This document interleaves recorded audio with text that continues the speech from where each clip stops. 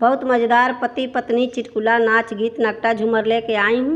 आप लोग सुनिएगा ज़रूर। आप लोग को अच्छा लगे तो वीडियो के लाइक, चैनल के सब्सक्राइब जरूर कीजिएगा। आप लोग का दिल से धन्यवाद। हरवाही बेची बेची पिया के पढ़ावलो, हरवाही बेची बेची पिया के पढ़ावलो। हेल मास्टर कई दिले फेल फिकिर जानी करिए सोइया। हेल मास्टर कई दिले फेल फिकिरी जानी करिए सोइया। फिकिरी जानी करिए सोइया, फिकिरी जानी करी ए सोइया। हेल मास्टर कई दिले फेल फिकिरी जानी करिए सोइया। हेल मास्टर कई दिले फेल फिकिरी जानी करिए सोइया। फिर से पढ़ाएब कॉलेजवा फिकिरी जानी करिए सोइया। फिर से पढ़ाएब कॉलेजवा फिकिरी जानी करिए सोइया। झुमका ही बेची बेची पिया के पढ़वलो, झुमका ही बेची बेची पिया के पढ़वलो। हेल मास्टर कई दिले फेल फिकिरी जानी करिए सोइया। हेल मास्टर कई दिले फेल फिकिरी जानी करिए सोइया।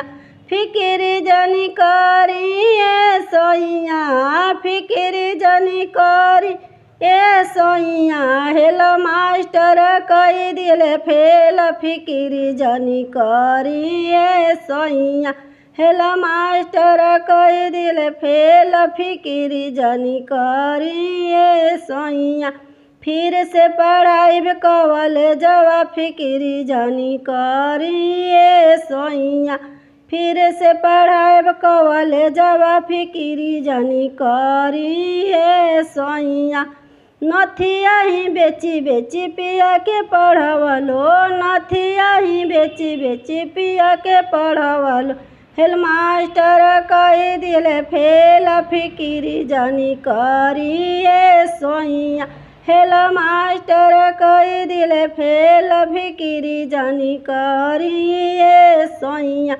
फिकिरी जानी करिए सोइया, फिकिरी जानी करी ए सोइया। फिर से पढ़ाइब कॉलेजवा फिकिरी जानी करिए सोइया। फिर से पढ़ाइब कॉलेजवा फिकिरी जानी करिए सोइया। फिर से पढ़ाइब कॉलेजवा फिकिरी जानी करिए सोइया।